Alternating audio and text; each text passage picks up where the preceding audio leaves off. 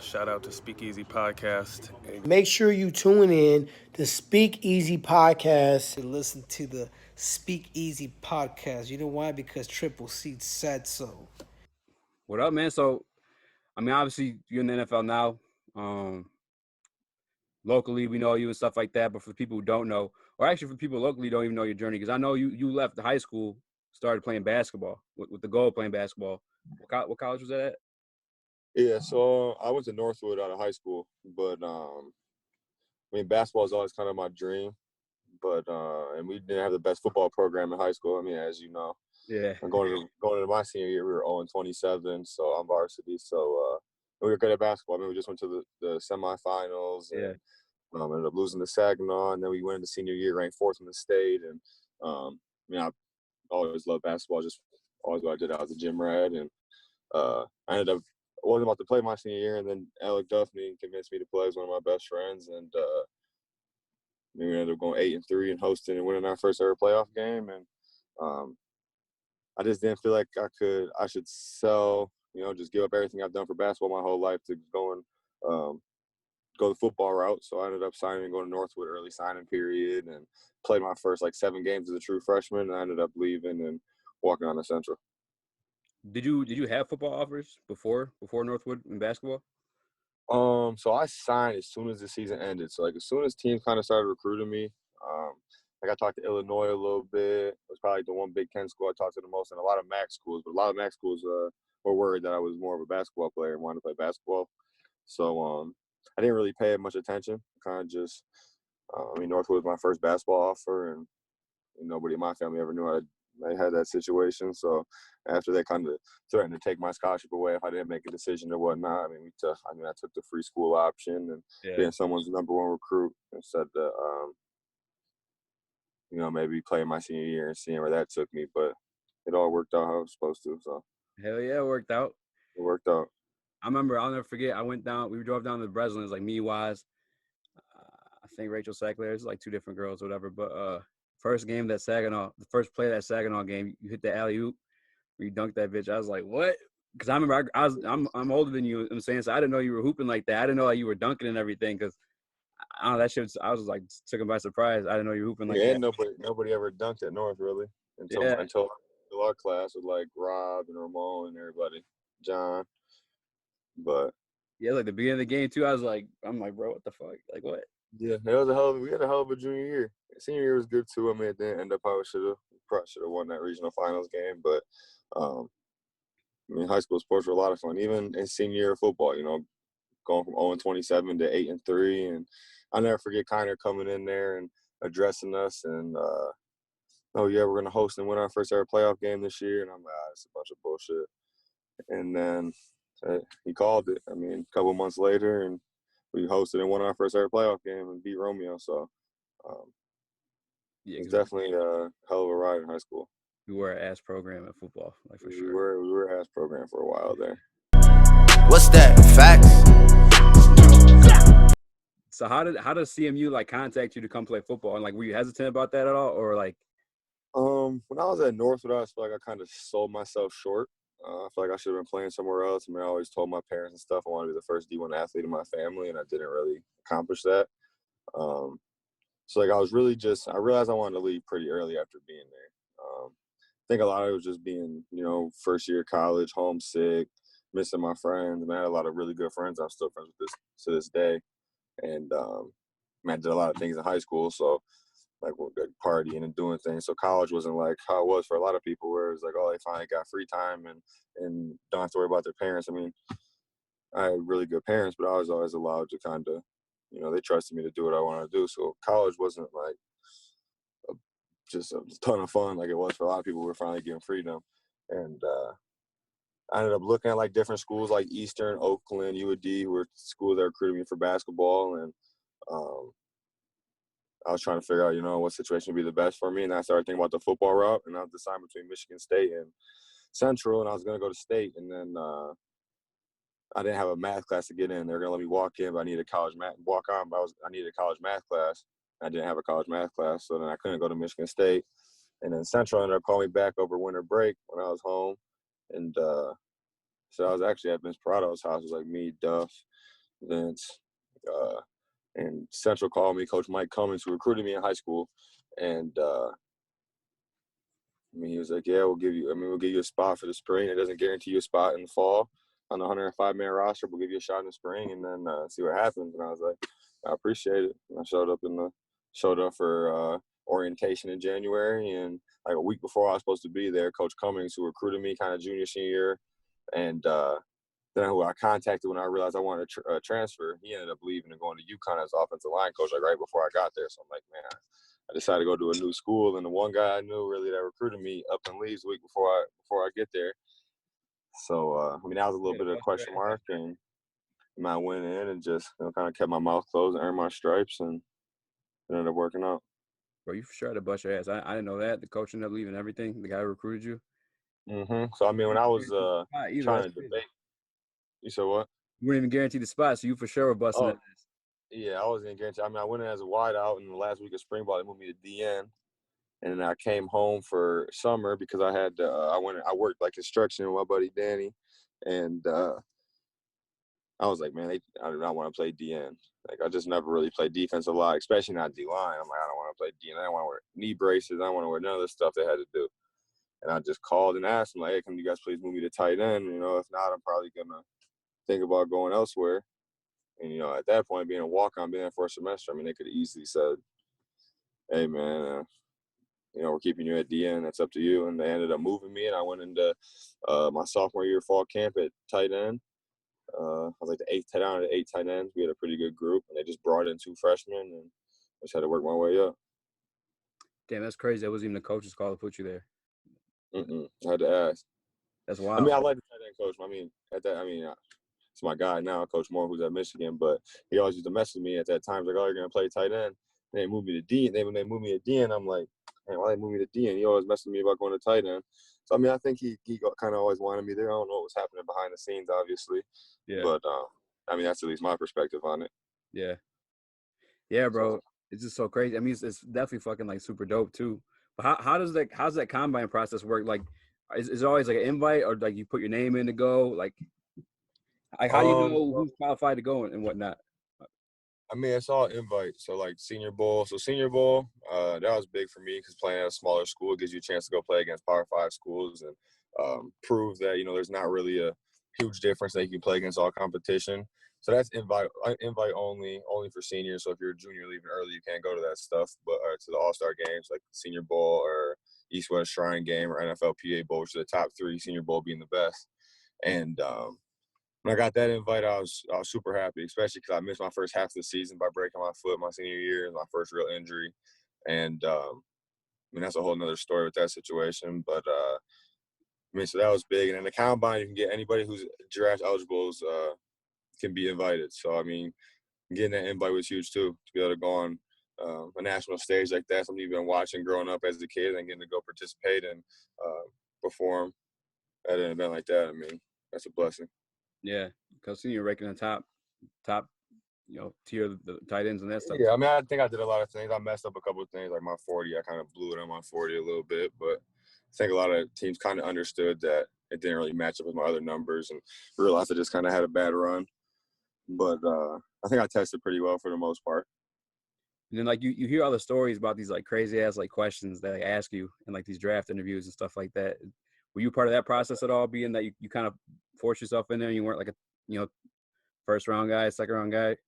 Yeah, so like you'll have like you got a bunch of like different like stations you gotta go to where you're doing like psychological testing, other testing. Then you got different stations where you're going for like basically like speed dating, where you're just talking to a bunch of different coaches and stuff. And then you have like formal meetings where teams can schedule you for certain times, and you gotta go in and sit down, and it'd be like general managers, coaches, owners, everybody just be sitting like a little hotel room, and you'll go in there. And every situation is different. Sometimes you might just sit down and watch film with the coach and break down the film, or just talk to him, or just talk ball. Or I had one with like Cincinnati, and they just gave me like 3 words, like 5 words to remember. They didn't really tell me that. They just, hey, we need these 5 words. And then they like took me through a bunch of like random questions. Like, when was this war and when was that war and what's 5 plus 3 minus 6 times 2, blah, blah, blah, blah. And at the end of a bunch of questions, I tried to see if I remember the words, and then sat down with a tight end coach and went through some of my film and things of that nature. So that's probably the weirdest one I had. I didn't have a ton of like super weird questions that stuck out. Yeah. I mean, I had like a team, like I had to say the alphabet and then try to say it backwards. Just like silly stuff. I mean, probably just, just trying to test your character and how you react to different stuff. Like, but I didn't have anything too weird. Yeah.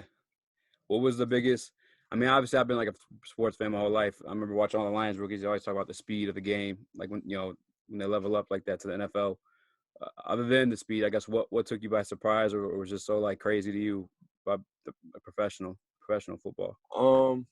I think a big difference is, I mean, I was lucky. I played in a pro style offense in college and a spread in college, so I had a pretty good understanding of football from different views of it.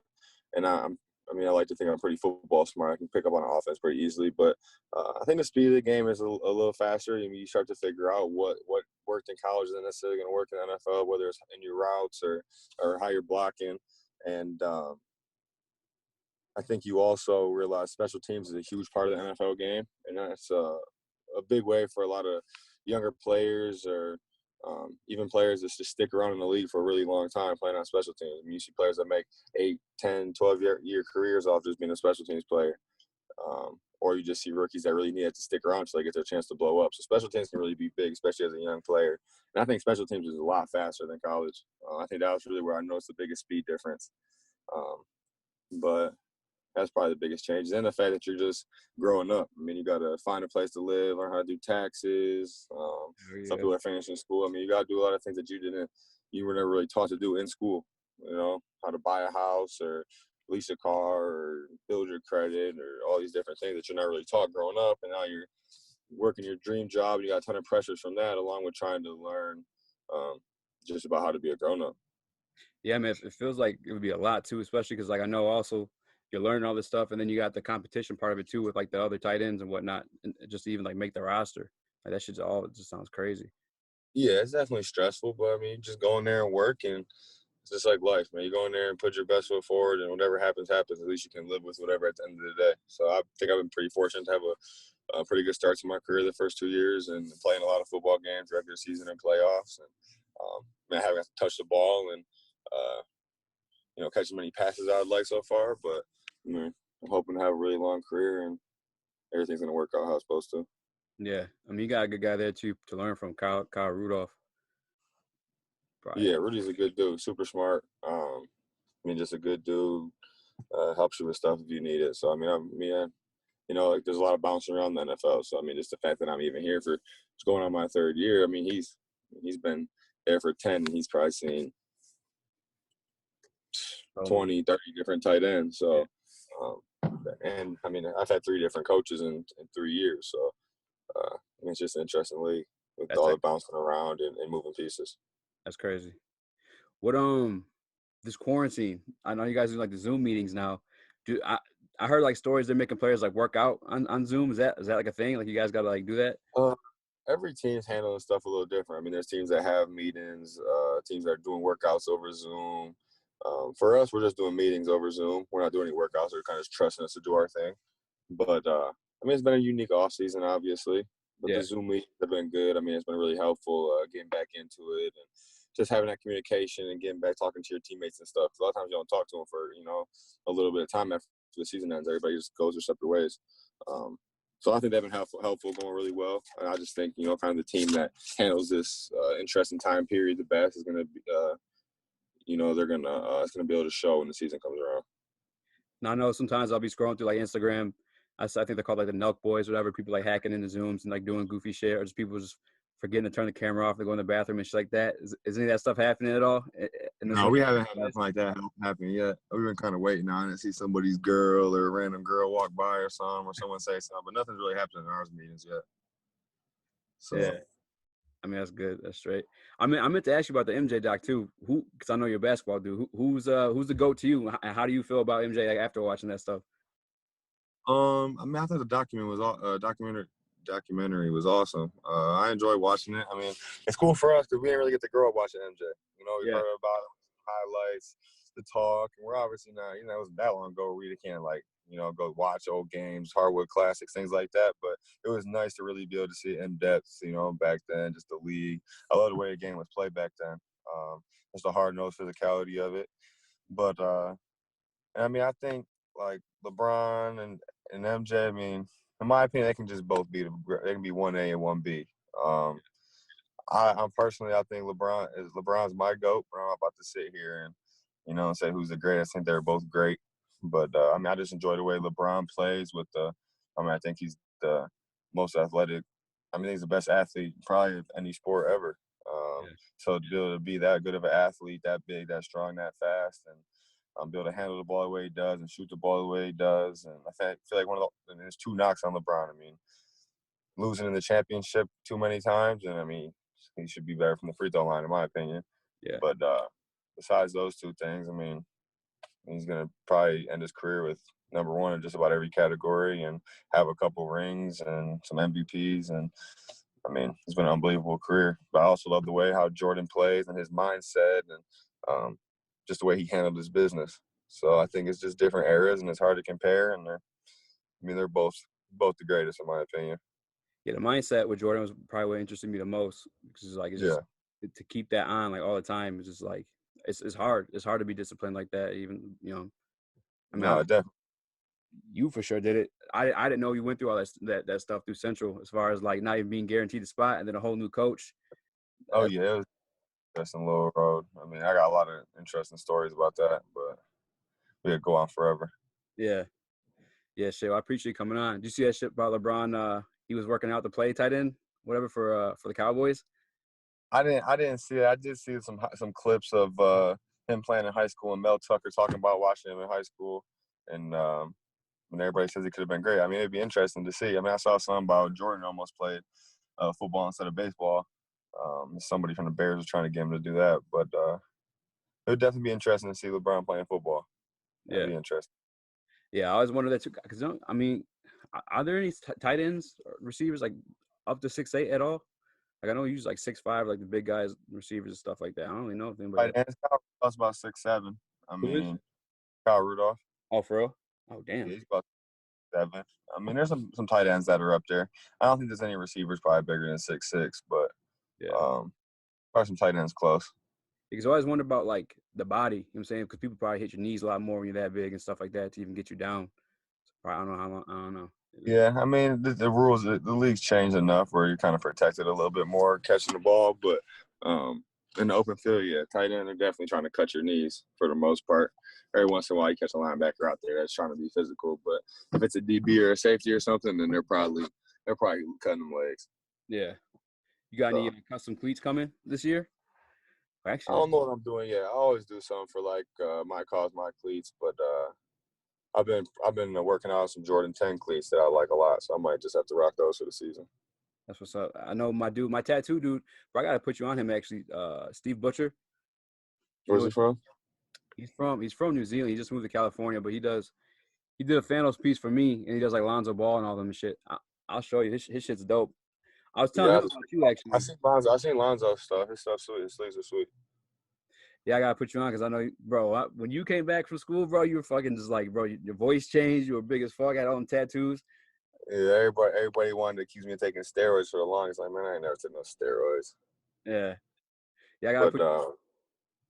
Yeah, definitely. The only thing about my tattoo artist, a lot of my tattoos are a little different. Like they're kind of unique looking the way she does her stuff. So I feel like it doesn't always match other styles. So that's the only hard part about me going to different artists.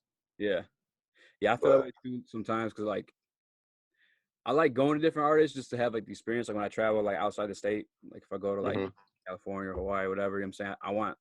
I get like a tattoo as like my souvenir or whatever. Like, sometimes I don't want to mess up, like, because obviously I got my artist at home that I like. I don't want to mess up like what he's got going on. Yeah, I gotta start my back though soon. I was supposed to do my back this off season, but I just kind of messed it up a little bit. So I'm gonna need to figure that out and get that done soon. Yeah, the whole reason I even pull it up too is because when I was out there, the dude that makes his shoes, he's like a huge Minnesota Vikings fan. I was telling him about you, how he went to school, or whatever. And he's like, bro, I gotta make him some cleats. I know he follows you on Instagram. I don't know. What was it? I think his name's like Matcha or something. It's like MAC. Oh, yeah. I know what you're talking about. He does a lot of cleats for like he did a lot for Dig, Stealing. He does something for Irv. So Yeah. you don't have to tap in. Yeah, for sure. Yeah, for sure. Hit my man Steve up too. I'll show you some of his shit. Send me some on the gram. For sure. Shit, any plugs or promos you want to throw out? Yeah, me and my buddy Sean Kosk, we just started our own training program called DNA Training, training a lot of football specific stuff for kids in this area because we know there's not a lot of different trainers and stuff that do football specific training. So I mean, we just started up that company about 2.5 weeks ago. It's been PowerWorks with about 30 different athletes so far, and really just the goal is just take all the top training that I've had, playing the NFL for the past couple of years, and be able to bring that back to here and give it to kids for a cheaper price. So the Twitter and everything is getting set up, website's getting made right now, but it's called DNA Training. That stands for developing the natural athlete, and so it's on Twitter right now. Again, there's a site. There's nothing really on it yet, but go give it a follow. Bet. I'll do that. I'll check that shit too when I'm editing the video. Sounds good, man. I don't want to hold you up too much. No, I appreciate you having me. No, I appreciate you coming on, man. No problem. Anytime. All right, man. I'll let you go. All right, my boy.